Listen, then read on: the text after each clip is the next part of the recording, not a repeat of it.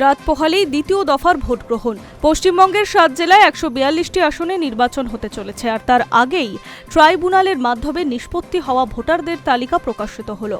নিজেদের ওয়েবসাইটে নিষ্পত্তি হয়ে যাওয়াদের সাপ্লিমেন্টারি তালিকা প্রকাশ করেছে নির্বাচন কমিশন। কিন্তু ট্রাইব্যুনালে নিশ্চিত কতজন বৈধ ভোটার দ্বিতীয় দফায় ভোট দিতে পারবেন নির্দিষ্টভাবে কোনো সংখ্যা জানানো হয়নি।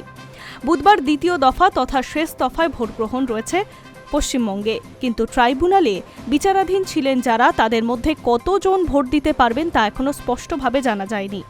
ট্রাইব্যুনালে নিষ্পত্তি হওয়া কতজনের নাম ভোটার তালিকায় যুক্ত করা হয়েছে, কতজন বুধবার ভোট দিতে পারবেন স্পষ্টভাবে কোনো সংখ্যা জানায়নি কমিশন, ফলে দ্বন্দ্ব তৈরি হয়েছে। দ্বিতীয় দফা নির্বাচনে নিরাপত্তা আঁটোসাঁটো রাখতে আরও পুলিশ অফিসার নিয়োগ করা হয়েছে। প্রথম দফা নির্বাচনের দায়িত্বে থাকা 26 জন পুলিশ অফিসারকে নিয়োগ করা হয়েছে দ্বিতীয় দফায়। ব্যারাকপুরে নিয়ে আসা হয়েছে অতিরিক্ত 4 জন পুলিশ অফিসারকে। ডায়মন্ড হারবারে অতিরিক্ত 3 জন পুলিশ অফিসার নিয়োগ করেছে কমিশন। হাওড়া কৃষ্ণনগরে 1 জন, বারাসাত, বসিরহাট, বারুইপুরে অতিরিক্ত 2 জন পুলিশ অফিসার, পূর্ব বর্ধমান, চন্দননগর, হাওড়া গ্রামীণ, হাওড়া শহরে নিয়োগ অতিরিক্ত 2 জন পুলিশ অফিসার এবং সুন্দরবন ও বনগাঁয় অতিরিক্ত 1 জন পুলিশ অফিসার নিয়োগ করা হয়েছে।